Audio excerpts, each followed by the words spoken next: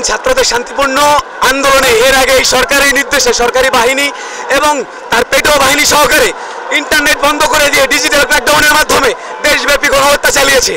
গতকাল আমাদের সিলেটে প্রায় 500 থেকে 1000-এর মতো পুলিশ র্যাব মিলে সাধারণ জনতার উপর আক্রমণ করেছে। আমাদের অন্তত 500 জন ভাই আহত হয়েছে।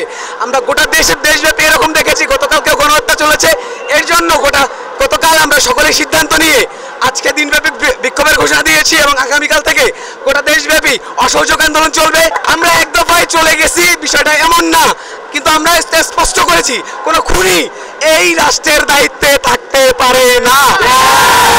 এখন পর্যন্ত আপনারা সকলেই জানেন আমরা 26 তারিখ একটি লিস্ট প্রকাশ করেছিলাম। 26 তারিখ পর্যন্ত আমরা সেখানে 266 জন পেয়েছিলাম, কিন্তু আমরা ধারণা করছিলাম সেটা 1000 ছাড়িয়ে গেছে।